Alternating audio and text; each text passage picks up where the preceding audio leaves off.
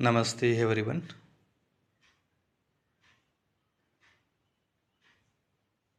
Today I am going to chant Rahu Stotra. Rahu Stotra. If you practicing Rahu Stotra every Wednesday or every day at least 5 minutes, if you have any Rahu doshas, it will disappear gradually.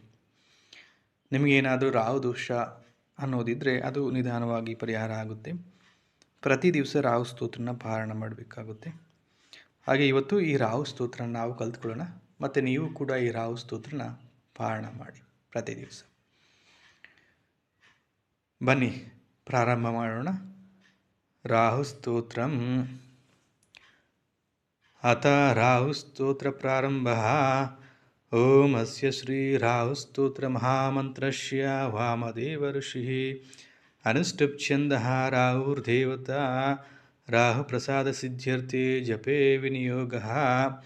Kashyapa ಉವಾಚ ಶೃಣ್ವಂತು ಮುನಯಃ ಸರ್ವೇ ಸ ರಾಹು ಪ್ರೀತಿಕರಂ ಸ್ತವಂ ಸರ್ವರೋಗಪ್ರಶಮನಂ ವಿಷಭೀತಿಹರಂ ಪರಂ ಸರ್ವಸಂಪತ್ಕರಂ ಚೈವ ಗುಹ್ಯಮೇತದನುತ್ತಮಂ ಆದರೇಣ ಪ್ರವಕ್ಷ್ಯಾಮಿ ಶ್ರೂಯತಾಮವಧಾನತಃ.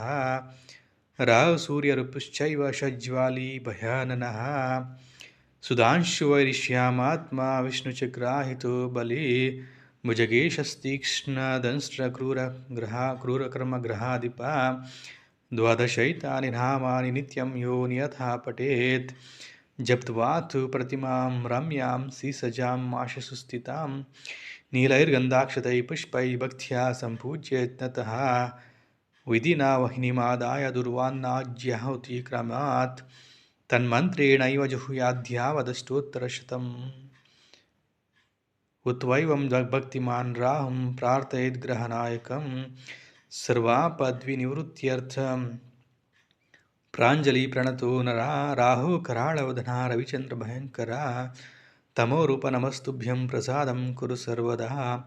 ಸಿಂಹಿಕಾಸುತ ಸೂರ್ಯಾರ್ಯ ಸಿದ್ಧ ಗಂಧರ್ವ ಪೂಜಿತ ಸಿಂಹವಾಹ ನಮಸ್ತುಭ್ಯಂ ಸರ್ವಾನ್ ರೋಗಾನ್ ನಿವಾರಯ. ಕೃಪಾಣಫಲಕಾಸ್ತ ತ್ರಿಶೂಲಿನ್ಮರದಾಯಕ ಗರಾಳಾತಿಗರಾಳಸ್ಯ ಗದಾನ್ಮೇ ನಾಶಯ ಕಿಲಾನ್. ಸ್ವರ್ಭಾನದು ಸರ್ಪವದನ ಸುರದಾಕರ ವಿಮರ್ದನ ಸುರಾಸುರವರಸ್ತುಧ್ಯ ಸರ್ವದಾ ತ್ವಂ ಪ್ರಸೀದ ಮೇ. ಇತಿ ಸಂಪ್ರಾರ್ಥಿತೋ ರಾಹು ದುಷ್ಟಸ್ಥಾನಗತೋಪಿ ವಾ ಸುಪ್ರೀತೋ ಜಾತಿ ತಸ್ಯ ಸರ್ವಾನ್ ರೋಗಾನ್ ವಿನಾಶಯೇತ್. ವಿಷಾನ್ನ ಜಾಯತೆ ಭೀತಿಃ ಮಹಾರೋಗಸ್ಯ ಕ್ಯಾ ಕಥಾ.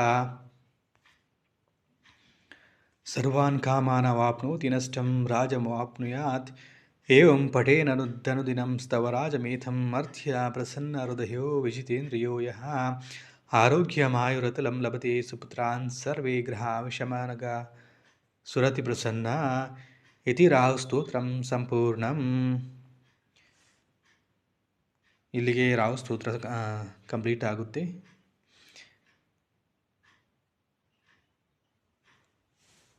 ಹಾಗೆ ಪ್ರತಿ ದಿವಸ ಈ ರಾಹು ಸ್ತೋತ್ರನ ಪಾರಾಯಣ ಮಾಡಬೇಕಾಗುತ್ತೆ. ಇಲ್ಲಾಂದರೆ ಪ್ರತಿ ಬುಧವಾರ 5 ನಿಮಿಷ, ಇಲ್ಲಾಂದರೆ ಪ್ರತಿ ಬುಧವಾರ 3 ಬಾರಿ, ಇಲ್ಲಾಂದರೆ 5 ಬಾರಿ, ಇಲ್ಲಾಂದರೆ 9 ಬಾರಿ ಪಾರಾಯಣ ಮಾಡಿ. ರಾಹು ದೋಷ ಏನಾದರೂ ಇದ್ದರೆ, ಅಂದರೆ ರಾಹು ದೋಷಕ್ಕೆ ಸಂಬಂಧಪಟ್ಟ ತೊಂದರೆಗಳೇನಾದರೂ ನಿಮಗೆ ಕಾಣ್ತಾ ಇದ್ದರೆ ಆ ತೊಂದರೆಗಳು ನಿಮಗೆ ಕಡಿಮೆ ಆಗುತ್ತೆ. ಮುಂದಿನ ವಿಡಿಯೋದಲ್ಲಿ ನಿಮ್ಮನ್ನು ಭೇಟಿಯಾಗುತ್ತೀನಿ. ಅಲ್ಲಿವರೆಗೂ ಶುಭೋದಯ. ಧನ್ಯವಾದಗಳು.